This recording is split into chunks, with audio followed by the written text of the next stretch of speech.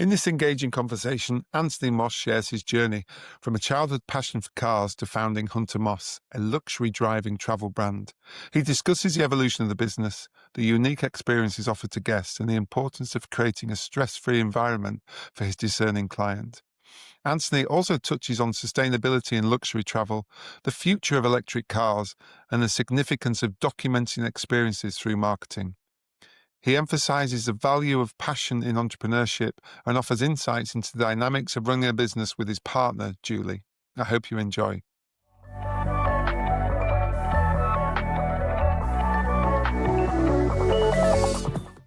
Morning, Anthony. Welcome to the podcast. Hi, Steve. Thanks for having me on. It's a pleasure. It's a pleasure. So, as I say, you're joining us from sunny Florence in Italy, where you are on one of your beautiful tours with your company Hunter Moss, which we're going to find out a lot about today. As I said, we've got a bit of a tradition that before we start spouting on about our backgrounds and past, it's good that if people understand how you got here, to understand your journey, because this is much about understanding the person that is the business. So if you wouldn't mind giving me a bit of a potted history of how you're ending up talking to me on this lovely morning in September, that'd be fantastic. No problems at all. I guess the simple answer of the origins is how most things start. It starts with a passion. And from a very young age, maybe like most little boys, I guess, I had this passion for cars, for motor vehicles. I didn't know where it came from. Definitely wasn't a family thing. My family were not into it at all. But I just loved maybe the idea around it. There wasn't a particular car that I liked or a style or anything like that. I just loved the idea that you could get in this little box and go somewhere and experience something. And maybe it comes from growing up in quite a middle class town in a middle class area and in southern Sydney in Australia. But I loved cars and driving. And as soon as I got my driver's license, I was off on adventures, and I loved the freedom that came with that. I loved, the groups of friends that I made out of it as well. And, the origin really started off with my passion, which has escalated. And, and there's really no difference to what we do now from that original passion surrounding myself with people who love driving and going for drives. And now we do that as a business. We go for nice drives and experience nice things. So, that's probably where it started, but also I was always the organizer of things. So, I worked at the local supermarket and I ran the Christmas party, and I was, 16, 17, I think I just liked it because I went for free. Yeah. But, if I do all this work, can I drink for free, please? Yeah. Well, it's pretty much like that. But I like to put it together. I really like to see people enjoy something that I'd, maybe created, I guess, as well. And evolution really started from that point. Fantastic. So the early days, there were more, obviously we'll explain a bit more about what Hunter Moss does now, but the early days were more car meets and rallies, weren't they, in Australia? That's where it kicked off. Yeah, well, I met this group of guys who were going to the racetrack, and I was like, what do you mean? It's like, we're going to race our cars around the track. I thought, that's pretty cool, and, made friends with these guys at the local tyre shop who became friends. And then we thought, we'll get a few people involved. And then the organizer and me kicks in and is like, well, we'll rent the racetrack and then we'll divvy it up and everyone will go for a few $100s. And it started from that point. And then, as it progressed, we did a car rally, which went from Sydney to the Gold Coast. And, I had this, it wasn't an old BMW, but it was a nice little BMW, but definitely not performance type car. And met these guys who were just, I just thought that world was amazing. Here are these people really with their passions for driving, and we got these cool cars and we go to racetracks and we did all these things and had dinners together. And that's sort of how I fell in love with it and ended up progressing from that point, from being a competitor and a guest to saying, well, I want to do my own, and meeting the organisers. And I met the organiser of the next one, and we created he brought me into his business, which then I helped create, and then we took it from one small rally in Melbourne, Victoria to around Australia. Fantastic. And was there like your parents, did anything come from? Was it obvious that you were going to have these organisational skills that obviously then follow their passion? Because the two don't always meet, do they? You can have a passion and then you're rubbish at organising, or vice versa. So was there anything in your blood, do you think, that was going to suggest this was your destiny? I would say zero. I mean, my mum's still shocked with what I do. My You dad. get paid for that, son. Yeah. Yeah, exactly. Yeah, yeah. I know she understands, and my friends a little bit as well. But no, nothing. I mean, there wasn't really an inkling of any of that. I think maybe if I look back from being that small child to now, I can look at little things that maybe I did, which was the organizer within me. But I always, I said, I always thought that, I loved doing that. I loved putting something together, whether it was like an activity around the house or something like that. But so other than looking back and going, okay, well then maybe that was an indication of why, but definitely nothing from my parents or anything like that. And my family, who have sort of gone on into my brother and sister into financial roles and marketing and things like that. But so I'm kind of the black sheep of the family in that regard. Brilliant. It's interesting, isn't it? If you have the idea of, not that we're here to give career advice, but the concept, if you can find a passion, it doesn't really feel like work then, does it, every day? Yes, you work hard and it's long hours and all of that. But if you actually ultimately love what you're doing each day, surely it's got to help put up with it, hasn't it? Yeah, I mean, absolutely. I think that the challenge today is that it's the dollar signs. Everyone wants to. There's all these people on the internet and doing these businesses, and I made 7 figures and all that sort of thing as well, right? Where we're putting it out there that if you just do these 5 things, you can have your own business and things like that. But really, if you're doing something like you said that you don't want to get up out of bed this morning and do, like, that's a disaster, really, whether you're working for someone or running your own business. You have to enjoy it. Yes, you're not waking up every day going, woohoo, I get to do this today. But yeah. High five! But there is times where absolutely, I think this is pretty cool. I've got to just enjoy this moment, enjoy this thing. So absolutely, you have to enjoy it, because otherwise I don't think there's any point. No, definitely. And it's interesting, you were also, I think, pretty lucky, because I've spoken to obviously quite a few people now on the podcast.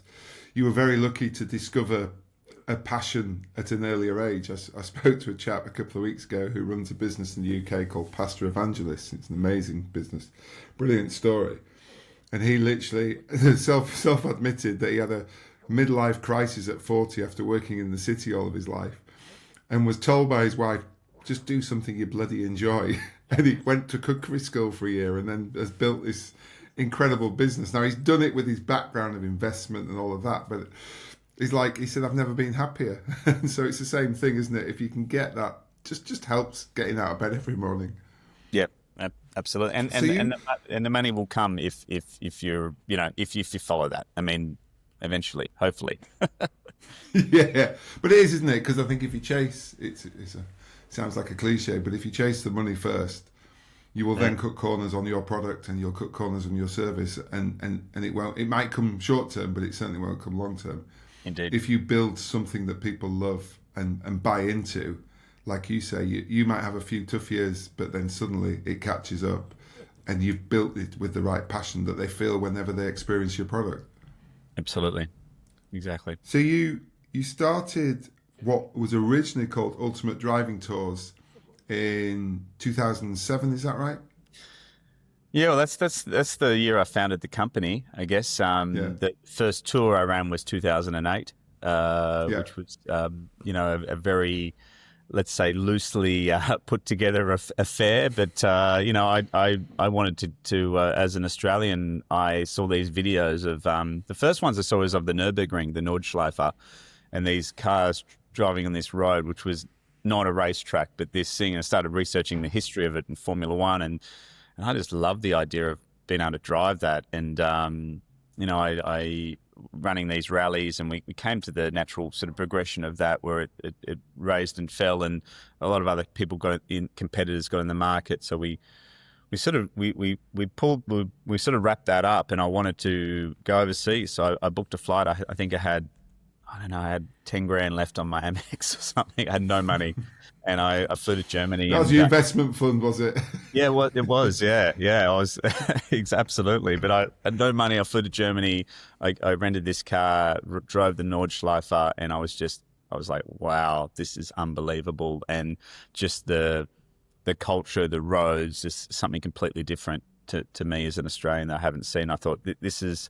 The organizer in me kicked in. I said, well, this is something I can sell. This is something I can put out to my people who knew me and knew from a lot of background of organizing things, especially car events. I had a very good reputation for it. I thought I got some people who would love to do this. So that's how it kicked off after that, in sort of expanding into Europe with Ultimate Driving Tours, the original couple of years. Brilliant. So tell us the concept. Obviously, I think we're giving away quite a lot of it, but tell us the concept of what the business is now. Obviously, you've renamed it Hunter Moss. We'll come back onto that, but just explain so people, we're not talking at tangents, they actually get what you guys offer as a product now. Well, Hunter Moss are obviously a fully immersive experience around driving beautiful machines, but it's more than that. It's about putting together all of the what we feel are the greatest parts of a holiday or a vacation, which is beautiful hotels, of course, that are researched and completely looked through every aspect. It's driving on amazing roads that obviously we're based in Europe for a lot of the year, has from France to Italy, Germany, Switzerland, Austria, etc. So it's pulling together those elements of the hotels, the roads, and of course the fine food and wine as well, which I think for people looking for a little bit different of a different experience, they're the three elements we put together to just put this kind of magical experience or holiday together, where we take all the stress away from our guests. So that's the worried about how I booked this hotels are going to be good. Yep, I can guarantee it is, because we're researched and done it. You sit down for dinner and you're served a beautiful meal. Then we know about your dietaries, know about what you like and don't like, and we serve you those dishes. The vehicles that we have, you're driving a fleet of the world's greatest and latest motor vehicles from all the top brands. And then pulling that together in a fully immersive experience, and that's what Hunter Moss does today. And why do you think it connects so well with people? What do you think is your unique marriage that's working there? I think if you look at our guests, these are people who have built and created businesses and made very good money doing that as well. These are people who are generally a little bit older. They're at sort of a level in their lives now where they don't have to worry too much about money again. Their worries are more around, obviously they have the next generation they've got to worry about, and how they might transition with the money. They've got to worry about. So they're deciding to spend it all now and not give them. Well, that's the thing. Spend the ski holidays, spending kids' inheritance. That I love, but they have to. They're more worried about the time that they spend. Time is very, very valuable as you get older, because you have less of it, or perceived to have less of it, because everyone's, we're on the same, we all end up in the same place, obviously. But I think that this is the challenge they have. They want to spend it wisely, and they want to have experiences. And, when they come with us on a Hunter Moss trip, they get two things. One, once they're with us, they understand that we do not cut corners and we keep everything very high level. The second thing, which is you don't realize necessarily till after, is that you don't have to make decisions on a trip with us. We've made all the decisions for you. You have to get out of bed and be at the cars by 9 a.m. for departure, but everything else is done. We transport your luggage to the next hotel. We've planned the lunches. We've planned the itinerary, the route planning. You don't have a GPS. You drive with us in convoy. We have radio communications. We take all the decisions you make every day, and you do not have a decision to make other than, will I, what will I drink? Will I have a Coke or a water at lunch or something like that, or I have beer or wine at dinner. This is something which I think is super powerful for people that want to have an experience, because we all travel. I mean, these are well-traveled people as well, but you go to Paris for the first time and so there's 26 five-star hotels there. Which one's the best one? I don't know. The internet says 100 different things about each one, like where's the best restaurant in town? I don't know. There's a dozen 3-star Michelin restaurants that they're all very good reviews, or sometimes not. So there's all these things. It's quite stressful as well. And then you've got, in every group of a relationship, you've got the organizer and the follower. It's a husband and wife team. One does everything. One's the critic. And we take that down a level as well, because once they're with us, or whether the couple or with your family or with 2 friends or something like that, we take away the element of one of those people being the organizer, the one that has to make the decisions for the other person as well, and brings that stress level down. So I think that's really the key of how we operate. That's interesting. And they tend to be, the guests tend to be couples, do they, as a rule? A lot, in a lot of circumstances they do. I mean, we have father son, mother and daughter. Yeah. Friends, old friends, some friends that maybe they've progressed a different level of wealth and they bring the friend along. But generally it's couples, and I think that's really interesting as well, because if you look at how this last generation has made their wealth, it hasn't been like the previous generation to that, where it was, baby boomer generations. We're getting to the end of that. We're starting with this next generation as well. But probably even the offspring of the baby boomers, it's really been a joint effort. If it's traditional, as in a sense, he has worked, she has stayed home to the homemaker. We're seeing that mingle or get a lot closer now as well, where they've done it together, and people feel like they have as well. It's not like, I've made the money and you raise the kids. It's I think it's changing, and it's really nice for them to have this experience where there's not that pressure on each other to have made all the decisions. I mean, obviously they had to make the decision together to do this, but when they're on the trip, we love to see that. So yeah, a lot of couples, and it's a really nice thing to see. Really, people enjoying that, and and doing it together. I suppose, well, without being stereotypical, it's perfect for both parties, isn't it? Yeah, exactly. Rule, you get the dream car, then you get the dream hotel, the dream dinner, the dream wine. It's like it doesn't sound like there's many downsides to this. This is a holiday. No. So you obviously kicked off the original tours in mainly Europe when you started, Anthony? Yeah, I mean, the Ultimate Driving Tours, the origins, it was a European tour. It was one tour a year. In fact, the first business name was the Ultimate Nürburgring Tour, actually. Quite tight, that. yeah, it was. Yeah, it was quite segmented, but that's sort of where it started off. And then as we spent more time in Europe and loved it, there's so many opportunities, so many different routes, so many amazing countries to explore and places, and it's just evolved from there really. For 100 Moss, even though we're worldwide, we run this European season, say from May to October each year, which is a lot of the countries in different areas around Europe. Yeah, and so where do you tend to then move to other destinations across the world after that time?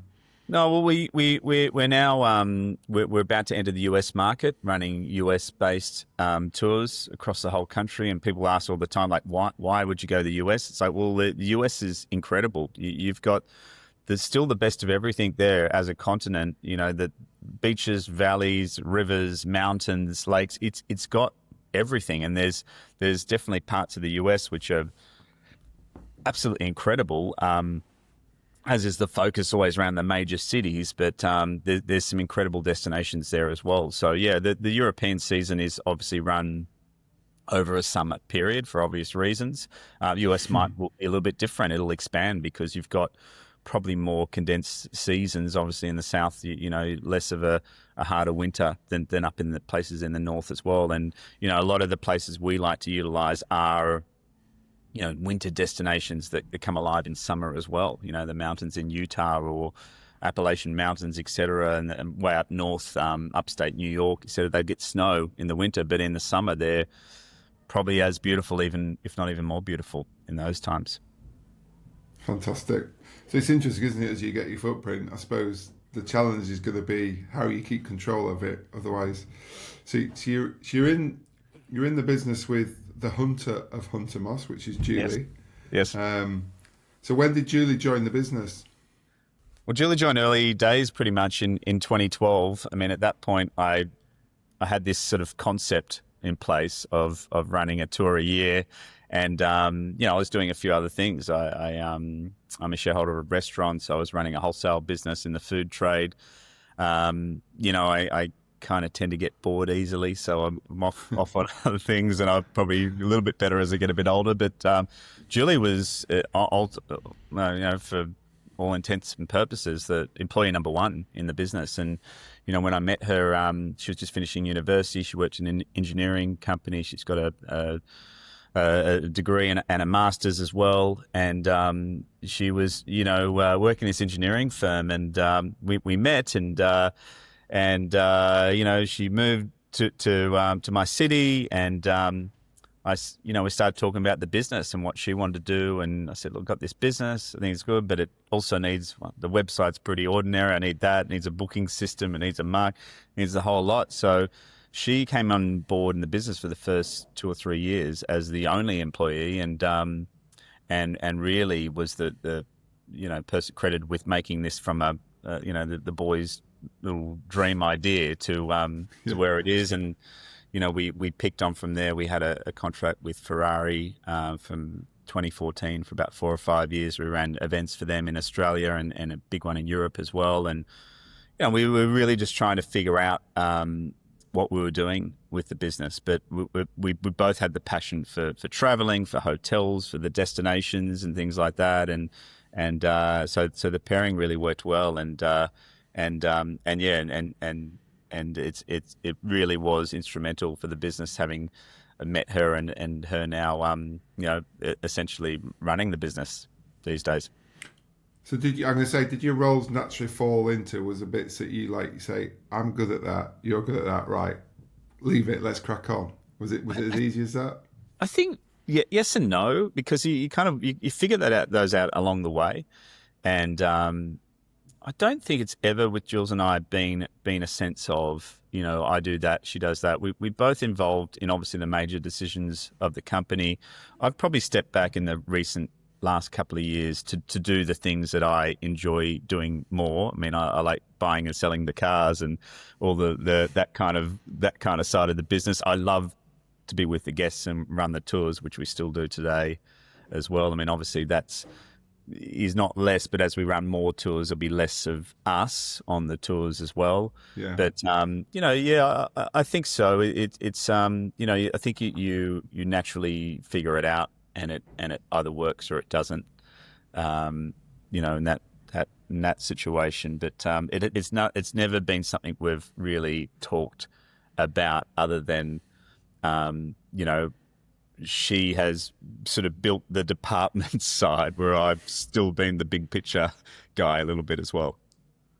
But it's interesting, isn't it? Because you need that. You need someone with a vision. Not saying that Julie hasn't, but the idea that you've got a vision that you've got to keep evolving the product. Because after a while, when you've driven the main roads in Italy and France, if you're lucky enough to do it a few times, you're a bit like, okay, done that. They're all beautifully ticked off, and it was incredible. But like you say, you've got to work out, let's try US, let's try Australia, and you can then open up some of the markets, can't you, that way? Yeah, absolutely. It's good though, and especially obviously now she's your life partner as well. She actually is the boss. We understand that. So she's probably told you to get out of the way and stop interfering while she runs the tight ship, I'm sure.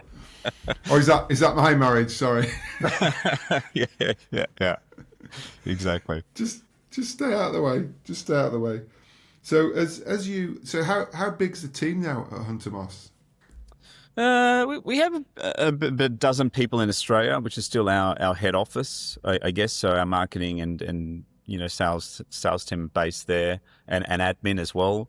We're still very careful on how we're expanding in terms of roles and bringing people on. We still have a mixture of part-time and full-time people as well. Obviously, then we expand to our international team. We have 4 in the US now. We have 2 in the UK, one in Germany as well.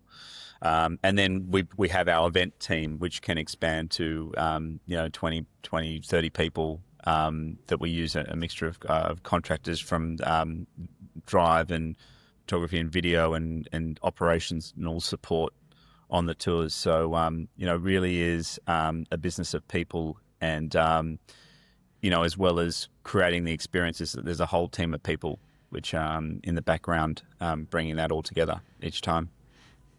As you obviously you've got the seasonal aspect, like you say, of the destinations. As you grow, will you guys always want to front it, or are you starting to bring the team that can then maybe run US for you and do all that side of it, or is it something that you'd still want to stay front and center of the business? I think all businesses come to this point, where you it's your passions, your baby. You founded it, you've guided it through.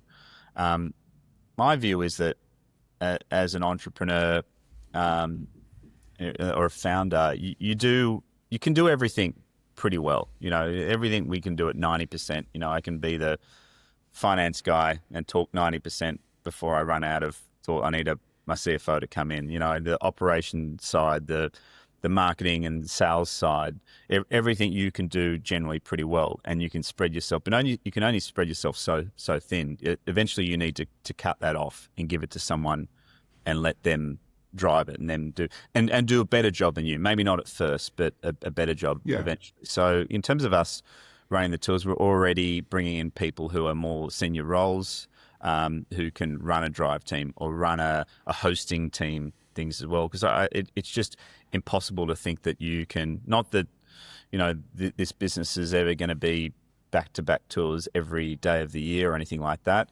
But really, you've got to be able to create it and put the plan together and hand it over to people as well. And that's, I think we're at that level now in the business, where as I said, we love to be on the tours. We love to be with the guests and bring that together. And it's amazing to be able to do that. But it's also something that we're very aware that we need to put people in place who can take those roles on, and some of our tours now are run by a different team. We're there in the background, but I think that's the next evolution of the business as well, just for Julie and I as people and hosts as well. Yeah, and do you have an ultimate vision of where the business will get to, or are you happy the way it's growing and exploring new areas, or have you got this idea that you've got these, a tour every week all around the world sort of thing? No vision, not happy. No, kidding. Like every business owner. The vision, it's really hard one. I think about it a lot. It's everyone in the business world's focused on this growth.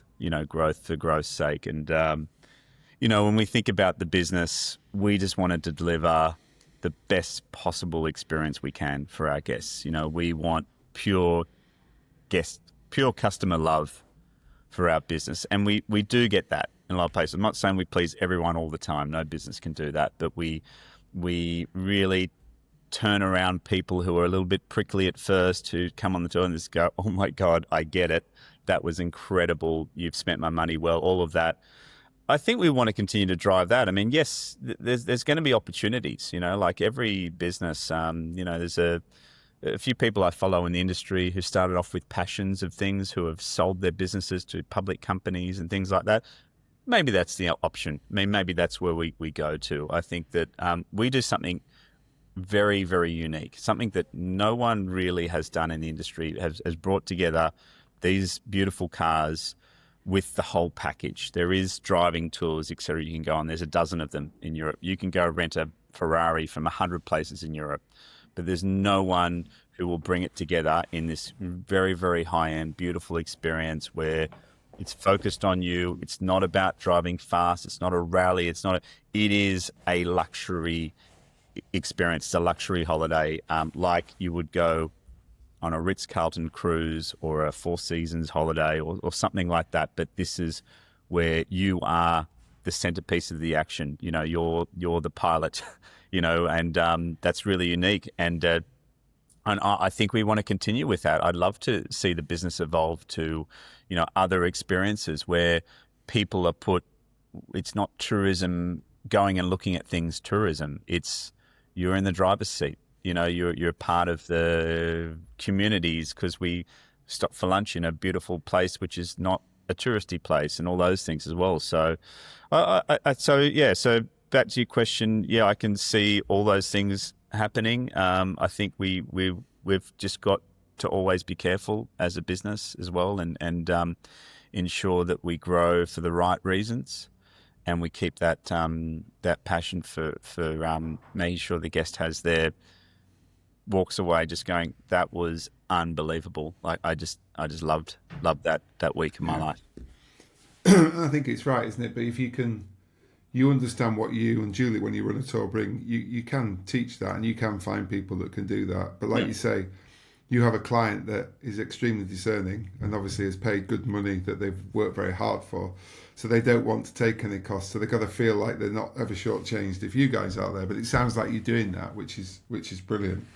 So it's interesting you mentioned there about, we've done quite a lot of work in the travel industry. I've had quite a few guests that have been sort of UK travel businesses as well as global travel businesses, and a lot of the conversations we've had them about sustainability, not always from an environmental point of view, but I think your point there is really interesting about what you do, what you deliver to a country and to a local area that people sometimes miss. They just say, oh, well, you're in a car, you're in a flying somewhere and all this sort of thing.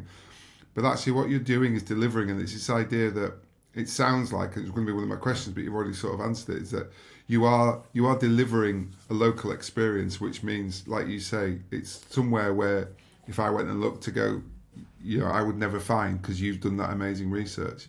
So is that something that's front of mind to make sure you're giving something back to the destinations where you visit? Yeah, like I'm not going to sit here and say for a minute that we're, you know, driving supercars is a sustainable outcome. The reality is that the vehicles themselves are actually very good. You know, the fuel economy is actually much better than you would expect. For instance, there's all these laws here, the Euro 6 laws now. There's going to be another one coming in shortly. I mean, there's all these changes in the mobility industry, but definitely, you know, the challenge and my problem with and our problem is, to speak for myself and Julie and our team, is that mass tourism is not a great thing. You know, you look at what's happening, you know, in Spain right now with the local. I read these stories about Airbnbs being converted back to residence and things. I understand why they're angry, because, you know, they are forcing them out of their own towns because they can make more money by putting you know, Airbnbs in there. But it's more than that. It's these huge cruise liners or these busloads of people that come in that do not spend in the local community. You know, that's the issue. And again, you know, we're driving motor vehicles. We have, you know, the fleet could be, you know, 3 cars or 20 cars, but we do want to have that involvement. You know, we feel like we are spending time in these areas, like, you know, whether we're purchasing fuel or stopping for coffees or lunches and things like that. But more than that, with the cars, brings a unique flavour to the community, which is different, which is joy. I mean, it's you know, being in Italy, the heart of the motor vehicle here is Italy. You know, guests get to drive these amazing machines and stop places, and always when there's a school or kids around the cars, they love it and they want to take photos and they want to hear the cars and things like that, and that's a really cool thing as well. And I think that does add to the community, you know, as well, which is you know, as I said, not going to stay here and say we're you know, carbon neutral. No. Like that, but it's but definitely it does, and it's not your mass tourism type ideal. It's an interesting balance, isn't it? That idea, like you say, Spain's particularly acute at the moment, it seems, and I think it's because it's gone so far. But the idea that some of these countries would have no industry without tourism, but it's trying to find a balance that it's not at the cost of the average, resident of that country. So obviously, when you're in Italy, do you have to drive Italian supercars? Is that the rule? It helps. Is that the law? You know, the funny thing with the Italians is they love all cars. I mean, obviously, Ferrari and Lamborghini, is very, very important. But we have McLarens and Audis and Porsches and they love it. They love the motor vehicle here. It's something which we come across, old or young. If it's a 4-year-old or the 84-year-old, there's a passion for motor vehicles here, which is very special for sure. I suppose that gives you that connection, doesn't it, with the local person then, because they're nearly proud of the cars or proud of seeing these cars, which probably don't always come to an alpine village in the middle of summer normally. Indeed, yeah, it's a spectacle. It's a lot of fun. That's fantastic. 3 quick fun questions then that are related to that before we look to the other stuff. So, what's your favourite road to drive? It's a tough one because there's so many good ones here in Europe. I think the route to Napoleon, which starts in the south of France and goes up the eastern side of France up through the Alps and the Alps Maritimes region, is spectacular. I mean, there's not many great hotels along the route, so we don't often do it with the tours, but I love that because it has everything. It has mountains and the lakes and the rivers and the valleys, everything. And it's not like a traditional Swiss, switchback type alpine road. So that's what I would say one of the most fabulous. But there's so many good ones, but that one stands out to me. Yeah, especially like you say, because it's a bit more personal, that you haven't run it maybe 10 times already with all of your other clients. Maybe, yeah, correct. Yeah. And what's your favourite car then that you've driven? Obviously, that might be related to the journey.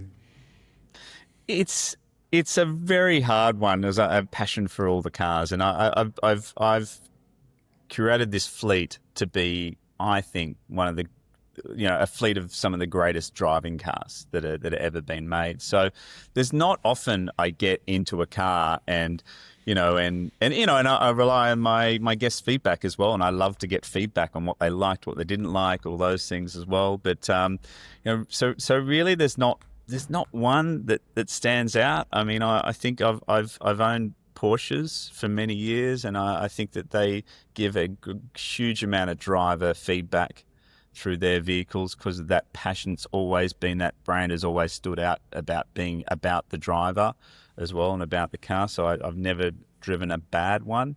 On the same thing, there's just nothing like you get in a Lamborghini and you flick open the little switch and you press that starter button and the V10 fires up. It's visceral. Like I've had people that are 85 years old get into that and to see the joy in their face, it's unbelievable. So there's so many good ones, and not one I can bring to one point, but So I love them all. I really do.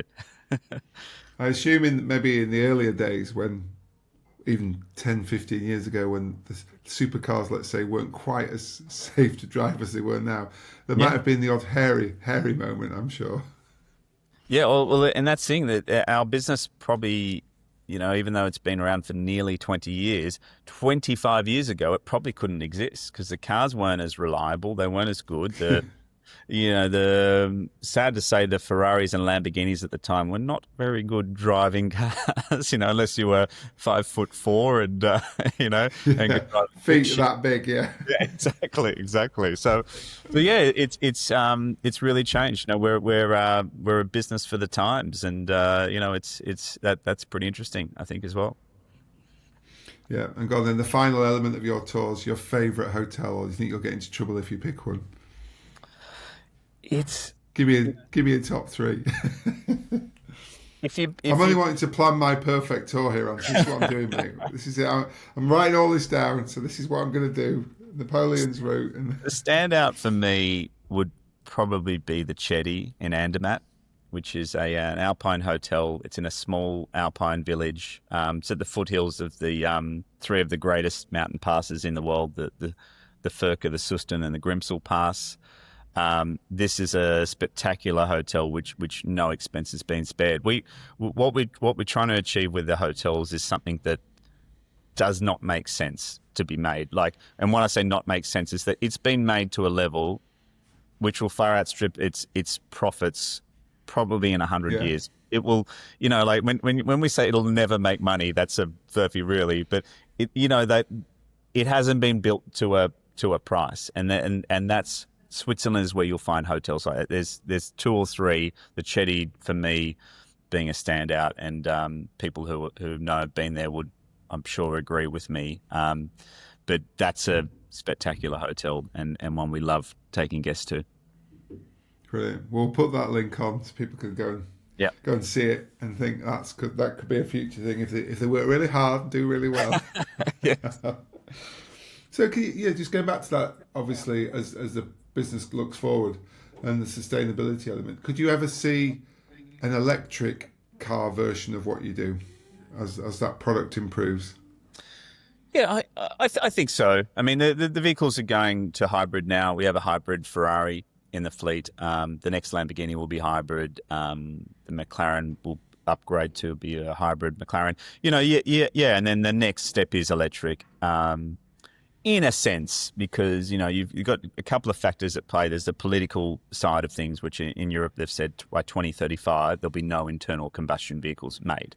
So that's 10 years ago. But Europe is a huge industry. Volkswagen Group, BMW, Mercedes, they're all running completely scared about that. And they're huge employers here in Europe. Volkswagen Group who own Porsche and Lamborghini and Bentley, etc. They're massive employers, and we still have to see a shift in what people are buying. Even these brands that have released electric cars have struggled in a sense at the highest level. For the special car you want to drive, on weekends, etc. So, I can see an electric car being on the fleet. I mean, they do have their their sort of one trick, which is they're fast, and that's not what, when people say, oh yeah, these cars go really fast, they do, but you don't always drive them very fast, and it's not what they're ultimately about. They're about the other enjoyment, and the sound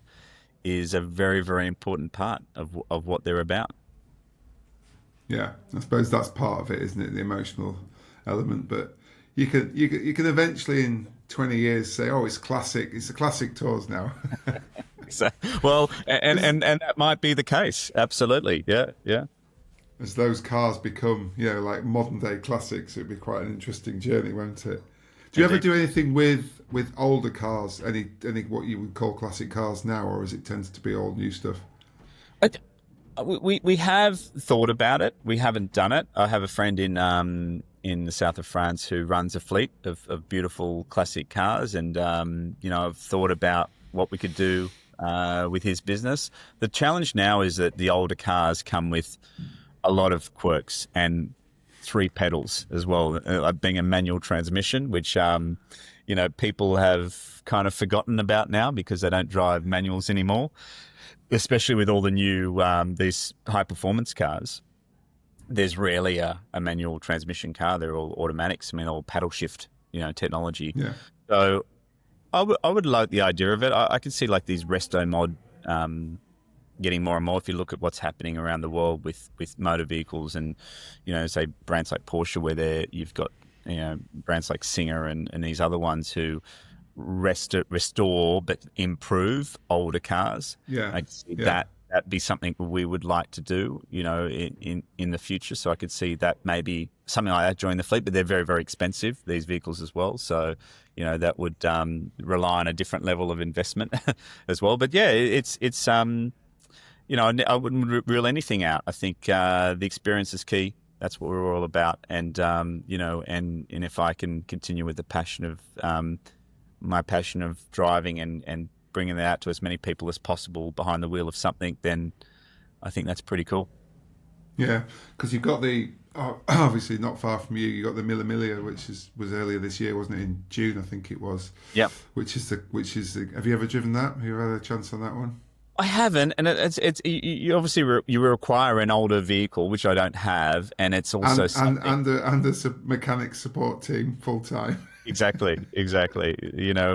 So it's nothing. It's something we haven't really considered.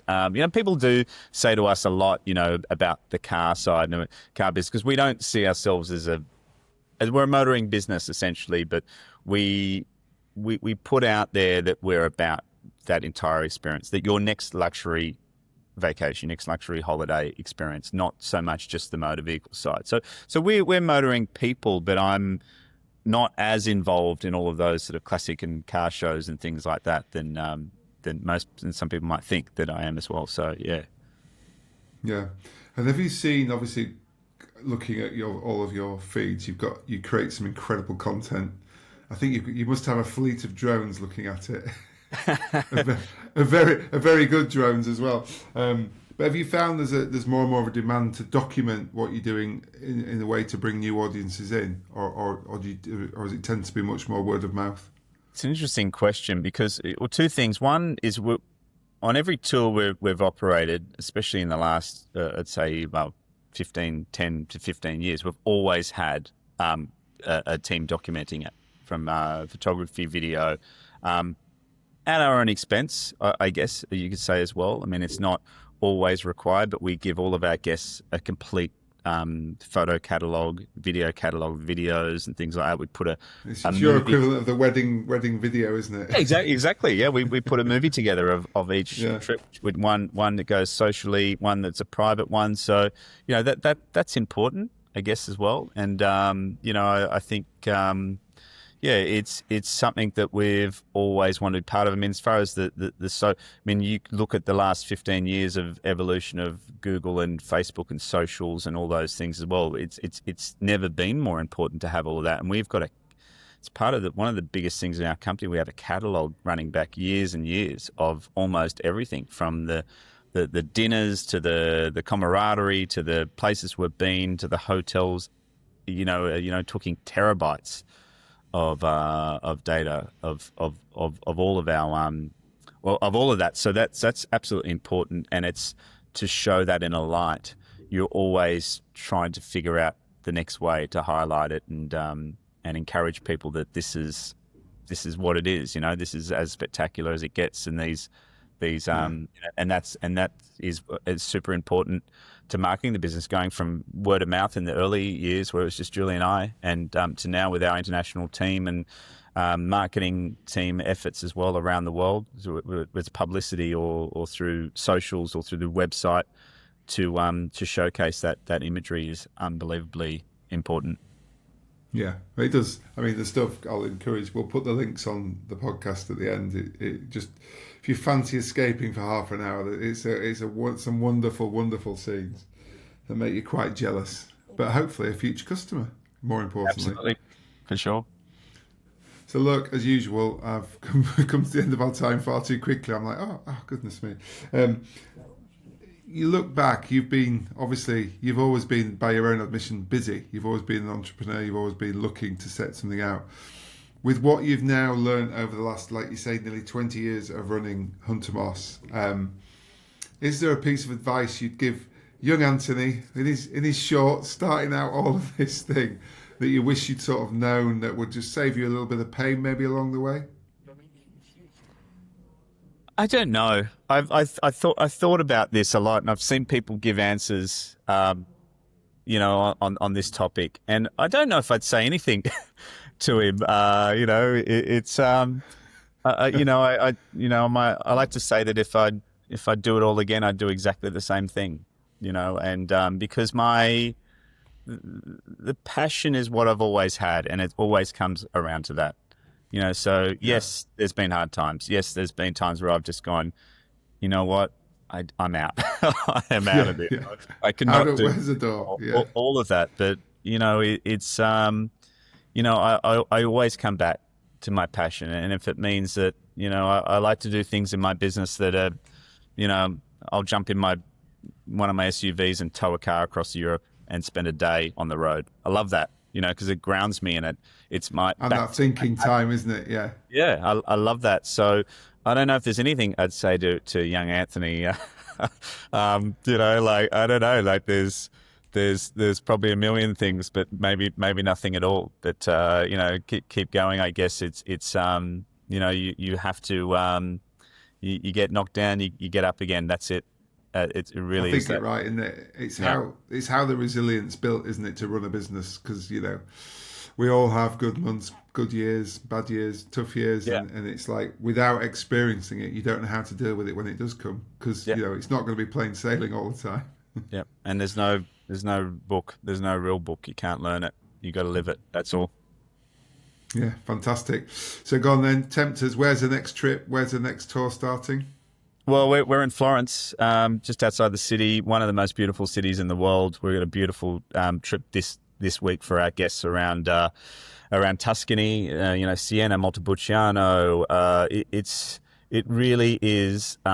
If you want to combine some of the world's best food, some amazing hotels, driving roads, etc., this is the place to do it. It really is. It's one of our favorite experiences of the year. We've got 2 tours here. And we're back up in Germany for our Oktoberfest tour, which is a lot of fun as well. Slightly different, yeah. Before the beer drinking, but yeah, like this is so we're probably at the end of our season now. I mean, obviously we're a little bit of change of the season, a few tours to go, but love coming to Italy and love being in Tuscany. It's it really is one of the world's most incredible places here. Brilliant. Oh gosh, not jealous at all. Not Siena. I mean, why would you want to go to Siena at this time of year? That'd be terrible. Yeah. I assume when you're at the Oktoberfest that the start of the driving the next day is a little bit later, maybe about 11 rather than 9. Yeah, we do the driving bit first, and then we Munich at Oktoberfest, and yeah, it's that is a lot of fun too. And that's the thing. We're not a driving company. We put together these group experiences, and going to Oktoberfest as a group is one of the great things to do. They're not the most drink beer, of course, but it's a really fun spirit and vibe, and that's also bringing all the group things we do, whether in Monaco on our super yacht, or you're in you know, here in Tuscany, and we you know, do a private tour or something, or we book a private room in a dinner, which we're doing tomorrow night, overlooking the Ponte Vecchio. That's what the element is, that the group doing as a group, having that shared experience is something which is just spectacular. Yeah, I'm sure from time to time guests cancel for some terrible reason at last minute. You've now got my number if you ever need, just because you don't want a car that's not driving itself, do you? Absolutely, I mean, we know the call, Steve. I'll find you. Anthony, that's absolutely brilliant. Well, what a fabulous business. You should be very proud of that. It's so interesting. And I wish you and Julie all the best in the future with it. Thank you, Steve. Appreciate it. And thanks again for your time. Cheers, buddy. Thank you. Thank you.